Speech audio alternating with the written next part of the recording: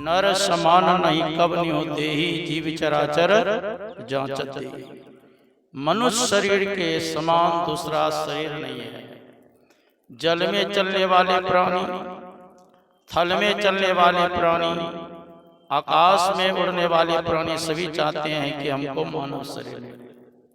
सब चाहते। एक बार संत कबीर साहब कहीं जा रहे थे, अब देखा एक हाथी राजा के दरबारे पर बंधा हुआ है। और हाथी क्या करता था? धूल लेकर के अपने सर पर रखता। तो कबीर साहब से पूछा गया, महाराज ये हाथी को स्नान करा के लाया गया है, धूल क्यों डाल रहा है मतलब? तो कबीर साहब कहते हैं, राज द्वारे बंधिया माथा धुनत गजंद, मानुष जन्म का पाइयों भजियों परमा नंद।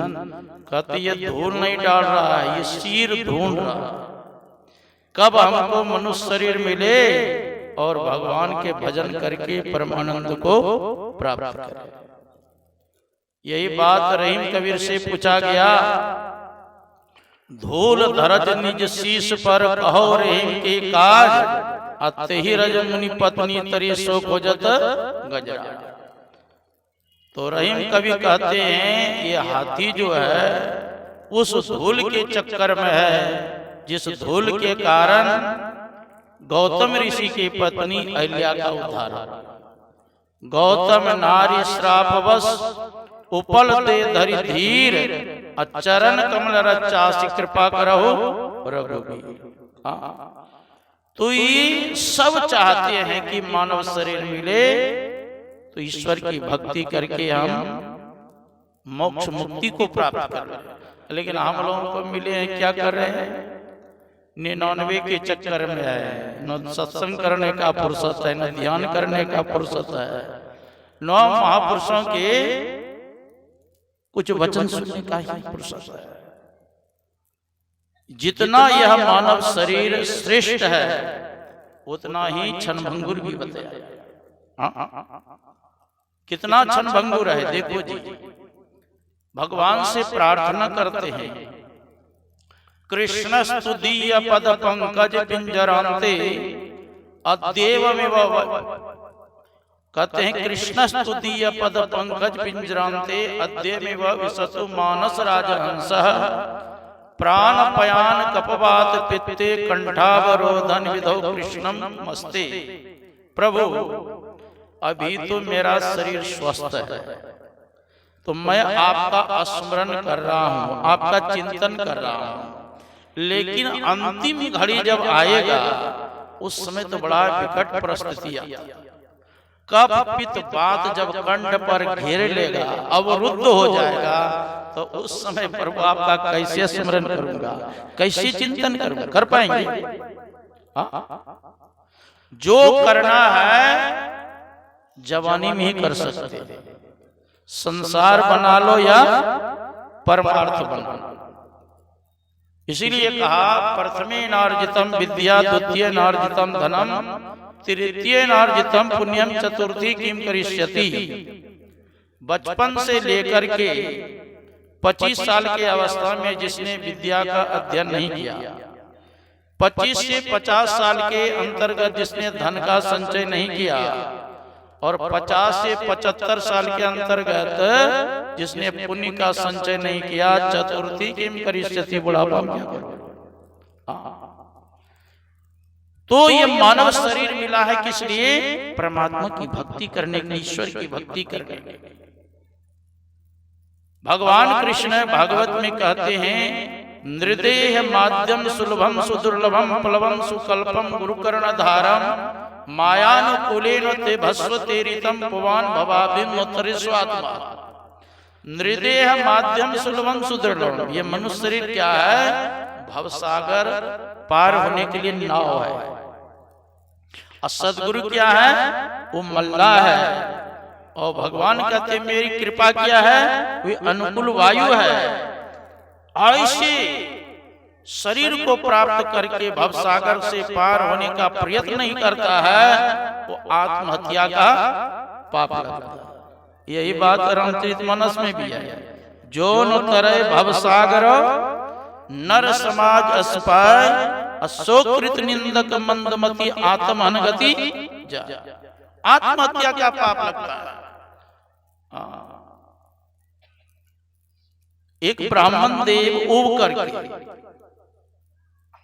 घर से उब करके जंगल चले गए, एक वृक्ष के ऊपर चढ़ गए, सोचा यहां से कूदेंगे आत्महत्या कर। इतने में क्या हुआ, इंद्र स्वर्ग से सियार का भेष धारण करके आ गया वृक्ष के पास। कहते हे ब्राह्मण देवता, किस लिए चढ़े हो वृक्ष के ऊपर? महाराज मैं घर परिवार से उब गया, अब मैं वृक्ष के ऊपर से कूदूंगा और आत्महत्या करूंगा। अब पहले उतरो नीचे, तब बाद में आत्महत्या करना, आत्महत्या करना। उतरे, सियार के भेष में इंद्र कहते देखो हाथ में क्या है? अब बहुत खटा चुबा हुआ। पैर में क्या है? बात बहुत खटा चुबा हुआ। कहा अगर ब्राह्मण वाला शरीर छूट जाएगा, हमारे जैसे सियार शरीर में आएंगे तब सुख मिलेगा। अपने से देखो मैं खटा नहीं निकाल सकता, पीठ में घाव गया मलहम पट्टी नहीं करा सकता हूं। अरे मनुष्य शरीर मिला है, कुछ भी बन सकते। अभी हम लोग सोचते हैं कि इस शरीर का क्या कीमत, उब गए। अब कोई कहे देखो जो मरना तो है ही है, मरने के पहले तो आंख दे दो, तुमको 2 लाख रुपया दे देंगे, दीजिएगा? अरे नहीं तो कम से कम किरनिये दे दो ना, 2 नोट निकाल करके, मरना तो है ही, तुमको 5 लाख दे देंगे, दीजिएगा? करनी कितना महत्व है ये कि एक अंग का पता नहीं। ये मानव शरीर मिला है किस लिए? परमात्मा की भक्ति करके। इसलिए गोकर्ण ने कहा था अपने पिता से, धर्मं भजस्व सततम त्यज लोक धर्मान, सेवस्य साधु पुरुषां जहि काम तृष्णाम, अन्यस दोष गुण चिंतन मास मुक्त्वा, सेवा कथा रस मोह नितराम पिबत्वम। ये पिताजी सतत धर्म का ही आचरण करें। धर्मं भजस्व सततम त्यज लोक धर्म, लौकिक धर्मों का परित्याग करें पिताजी। अन्यस दोष गुण चिंतन मास मुक्त्वा, न तो दूसरे का दोष देखना चाहिए न गुण। तब क्या देखे? का देखो अगर दोष देखना हो मानव को अपना दोष देखना चाहिए, और गुण देखना हो तो अपने इष्ट का गुण देखना चाहिए। अन्यस दोष गुण चिंतन मास मुक्त्वा, सेवा कथा रस मोह नितराम पिबत्वम। सदा संत महात्मा की सेवा करें। गुरु महाराज के भी वचन में है, गुरु की भक्ति साधु की सेवा अब बिनु कछु नहीं पाई। जब तक गुरु की भक्ति नहीं करेंगे, संतों की सेवा नहीं करेंगे, कुछ मिलने वाला नहीं है। अन्यस दोष गुण चिंतन मास मुक्त्वा, सेवा कथा रस मोह नितराम पिबत्वम। सदा संत महात्मा की सेवा करें, अब परमात्मा का चिंतन करें। इसीलिए भगवान ये मानव शरीर मिला है, मानव शरीर मिला है भगवान की भक्ति करके। अब कितना यह दुर्लभ शरीर है, कितना ये महत्वपूर्ण शरीर है यह मानव का। योग शास्त्र में आया है, देहस्था सर्व विद्याश्च देहस्था सर्व देवता, देहस्था सर्व तीर्थानि गुरुवाक्येन लभ्यते। देहस्था सर्व विद्याश्च, इसी शरीर में सारी विद्याएं हैं, सारे देवता हैं। देवता कितने हैं? अरे वैदिक शास्त्र में 33 करोड़ देवता है। अब 33 करोड़ देवता जो है सब ब्रह्मचारी है कि शादी ब्याह भी किया है? अरे सबकी पत्नियां है ना, भगवान विष्णु के लक्ष्मी है, भगवान शंकर की पार्वती जी है, ब्रह्मा जी के ब्रह्मानी है, इंद्र के सची है। तो 33 करोड़ देवता, 33 करोड़ देवियां, कितना हो गया? 33 गुना 66। एक एक ही पुत्र हुआ होगा तब कितना हो गया? 99 करोड़। सब इसी में है ना। दाएं आंख में सूर्य का वास, बाएं आंख में चंद्र का वास, नाक में अश्विनी कुमार का वास, मुख में अग्निदेव का वास, जिह्वा में वरुण देव का वास, कंठ में मां सरस्वती के वास, छाती में भगवान शंकर मां पार्वती के वास, नाभि चक्र में भगवान विष्णु और लक्ष्मी के वास, हाथ में इंद्र के वास, पैर में उपेंद्र के वास, लिंग चक्र में ब्रह्मा जी के वास, गुदा चक्र में गणेश और जमराज के वास। और जितने हमारे शरीर में बाल रोम है सब में देवता वास करते हैं। कितने बाल है गिनती किया? महापुरुषों ने कहा 4 मिले 64 खिले, 20 रहे कर जोर, हरिजन सा हरिजन मिले पुलकित होता 7 करोड़। 4 मिले, कोई मित्र हम मिलते हैं तो 2 आंख अपना 2 उनका, हमने सामने देखते हैं तो 4 मिले। अब बहुत दिन के बाद मिले हैं तो हंसते भी हैं, तो 64 किलो में 32 दांत अपना 32 दांत मित्र।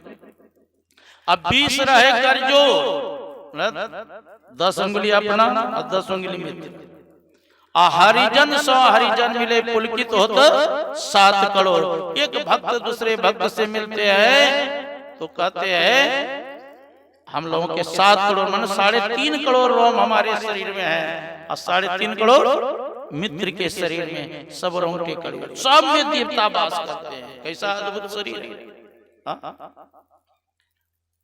देहस्था सर्व विद्याश्च देहस्था सर्व देवता देहस्था सर्व तीर्थानि गुरुवाक्येन लभ्यते। 33 करोड़ देवता, 33 करोड़ तीर्थ, ये सारी विद्याएं हम लोगों के शरीर के अंतर्गत है। कितना अद्भुत शरीर है।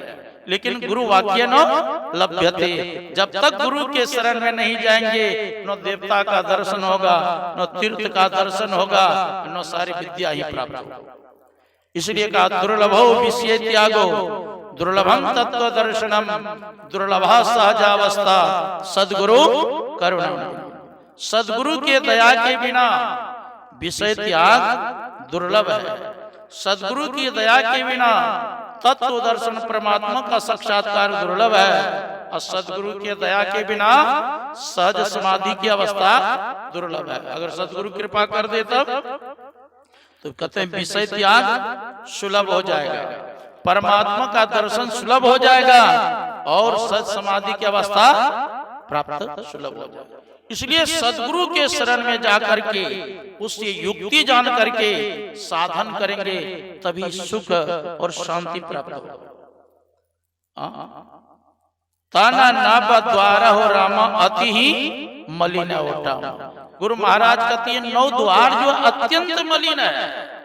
कभी विचार किए कि इसमें क्या क्या माल है इसमें शरीर में? आंख में कीची है, और कान में गुजू है, नाक में नेटा है, थूक खखार है, और मलमूत्र का तो घर ही है। सुंदरदास जी महाराज ने कहा जा शरीर माही तू अनेक सुख मानी रहियो, ताहि तू विचारिया में कौन बात भली है। मेद मज्जा मांस रग रग में रक्त भरियो, पेट सी पिटारी सी में ठौर ठौर मली है। हाड़न के मुख बनियो हाड़न के नैन नाक, हाथ पाँव सो सब हाड़न के नली है। सुंदर कहत क्या ही देखी जनी भूलो को, भीतर भंगार भरी ऊपर से कली है। बाहर से लगता है बड़ा सुंदर है, लेकिन क्या है अंदर।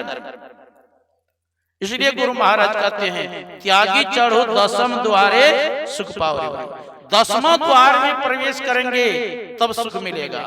वो 10वां द्वार कहाँ है?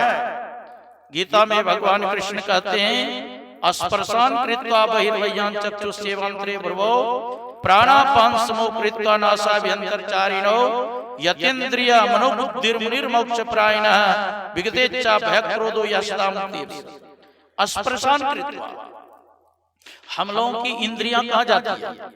पंच विषय में। आंख रूप के तरफ, कान शब्द के तरफ, नाक गंध दुर्गंध के तरफ, जिह्वा रस आस्वादन के तरफ, त्वचा स्पर्श के तरफ। जो 5 ज्ञान इंद्रियां 5 विषय के तरफ प्रवाहित हो रहा है, भगवान कृष्ण कहते वही उन विषयों को अंदर मत घुसने दो, बाहर ही निकाल। प्राण अपान वायु को सम करके अपने दृष्टि को भ्रुकुटी के बीच में स्थिर करो। 5 ज्ञान इंद्रियां, 5 कर्म इंद्रियां और 4 अंतःकरण इंद्रियों को वश में करो। यतेन्द्रिय मनोबुद्धिर मुनिर मोक्ष प्रायण, जो मुनि मोक्ष प्राप्त करना चाहते हैं। विगतेच्छा भय क्रोध, इच्छाओं का त्याग करें, क्रोध का त्याग करें। विगतेच्छा भय क्रोध यस्ता मुक्ति ऐसा जो साधक करते हैं कहते हैं वह मुक्ति है। ज्ञेय स्वनित्य सन्यासियों नो द्वष्टिनो कांक्षति निर्द्वंदो महाभाव सुखम बंधात प्रमुच्यते। कहते हैं उसको नित्य ही सन्यासी समझना चाहिए। इनको योनो दृष्टिनो कांक्षति, न तो कुछ पाने की आकांक्षा करता है, न तो किसी से द्वेष करता है। ऊर्ध्वं गच्छन्ति सत्तस्तः मध्ये तिष्ठन्ति राजसः जघन गुण प्रवृत्ति स्व अधो गच्छन्ति तमसः।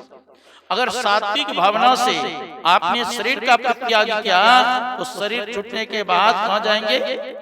ऊर्ध्वं गच्छन्ति सत्तस्तः स्वर्ग जाएंगे।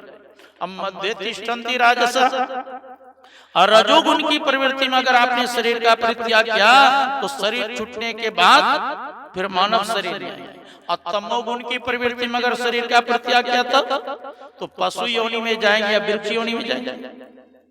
यान्ति देवव्रता देवान पितॄन् यान्ति पितृव्रता भूतानि यान्ति भूतेज्या यान्ति मध्याजिनोपिमा। भगवान कृष्ण कहते हैं कि भूत को पूजने वाले मानव कहाँ जाते हैं? भूत के पास। पितर को पूजने वाले पितर के पास, देवता को पूजने वाले देव के पास, और मेरा पूजन करने वाले, मेरा स्मरण करने वाले, मेरा चिंतन करने वाले भगवान कहते हैं मेरे पास आते। इसलिए अर्जुन से कहा था सर्वधर्मान परित्यज्य मामेकं शरणं व्रज अहं त्वा सर्व पापेभ्यो मोक्षयिष्यामि। हे अर्जुन, क्या कहते हैं? सभी धर्मों को त्याग कर मेरे शरण में आ जाओ, मैं तुझे सभी पापों से मुक्त कर दूंगा। मां सोचा चिंता मत करो। देखो पिता का धर्म क्या है? पुत्र को पढ़ा लिखा कर योग्य करना। पत्नी का धर्म है पति की सेवा करना। राजा का धर्म है प्रजा की सेवा करना। प्रजा का धर्म है राजा की आज्ञा का पालन करना। तो क्या ये सब धर्म कर्म छोड़ दिया जाए? कहने का मतलब क्या है? देखो आंख का धर्म है देखना, कान का धर्म है सुनना, नाक का धर्म है सूंघना, जिह्वा का धर्म है रसास्वाद करना, और त्वचा का धर्म है स्पर्श। जो 5 ज्ञान इंद्रियों का धर्म है का उसका त्याग करके अर्थात मेरा चिंतन करो, मेरा स्मरण करो, तो मैं तुझे सभी पापों से मुक्त कर दूंगा। वेद व्यास जी महाराज 18 पुराण लिखे, उसमें सार गर्भित क्या था? 18 पुराणेषु व्यासस्य वचनद्वयम् परोपकाराय पुण्याय पापानां परिपीडनम्। 18 पुराणों के सार गर्भित उन्होंने कहा 18 पुराणेषु व्यासस्य वचनद्वयम्, 2 ही वचन सार है। परोपकाराय पुण्याय, परोपकार करना यही सबसे बड़ा पुण्य है। अब पापानां परिपीडनम्, दूसरे को सताना कष्ट देना यही सबसे बड़ा पाप है। परहित सरिस धर्म नहीं भाई, अब पर पीड़ासम नहीं अजमाई। दूसरे का हित करना इससे बढ़कर के धर्म नहीं है, और दूसरे को सताना, कष्ट देना, लूटना, मारना इससे बढ़कर के पाप नहीं है। तो हम लोगों को शुभ कर्तव्य कर्म करते रहना चाहिए। संतों के शरण में जाकर के युक्ति जान करके साधन करें तो परम कल्याण होगा। बोलिए श्री सद्गुरु महाराज।